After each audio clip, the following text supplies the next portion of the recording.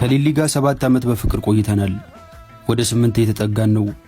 የሚያየን ሁሉ ተጋብታችሁ ወለዱ እንጂ ከዚህ በላይ ምንድን ነው የምትጠብቁት ነው የሚለን። ሊሊ ከዛሬ ነገ እንጋባ ትለኛለች እያልኩ በጉጉት በጠብቅም ምንም የለም።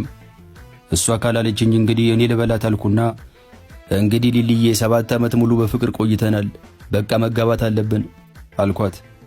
ጉንጬን እየዳበሰች አትቸኩል የኔ ጌታ፣ ቆይ ትንሽ እንጠናና። ደሞ እኮ 7 ጎዶሎ ቁጥር ነው፣ የኛንም እድል ጎዶሎ ነው የሚያደርገው። አንደኛችንን 8 እንድፈንና እንጋባለን አለችኝ። በልቤ ይህች ልጅ ቤቲንግ ጨዋታ ነው እንዲያዘችው ሙሉ ቁጥር ጎዶሎ ቁጥር የምትለው ብዬ እየደበረኝ እሺ አልኳት።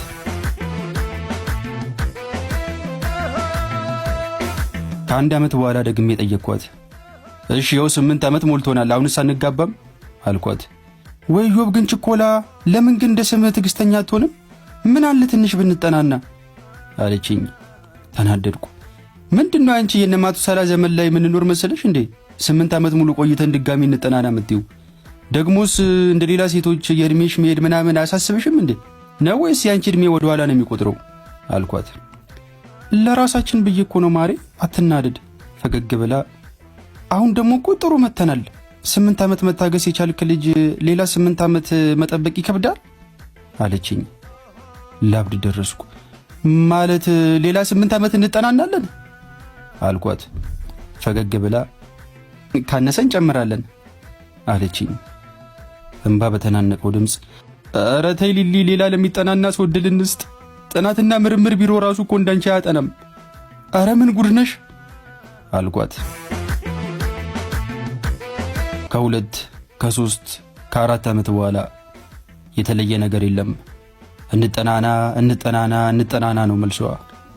የሆነ ጊዜ ካፌ ቁጭ ብለን ጁስ እየጠጣን ሽንት ቤት ደርሼ ልምጣ ብላ ተነስታ ሄደች። ስልኳ ጠረጴዛ ላይ እንዳለ ነው።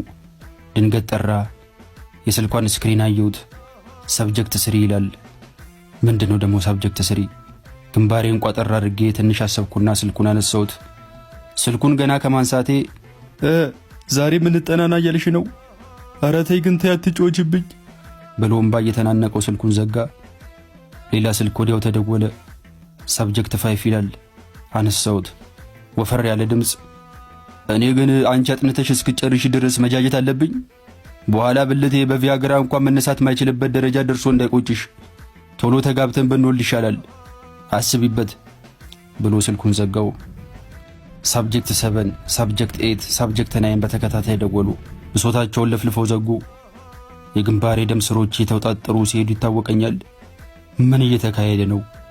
ማናት ይቺ ሴት? የሁሉ ጊዜ አብሬያት ስቆይ ስሜን ስልኳ ላይ ማን ብላ ሴፍ እንዳደረገችው አላውቅም። ስልኬን አነሳውና ስልኳ ላይ ደወልኩ። ሳብጀክት 10 ብሎ ጠራ።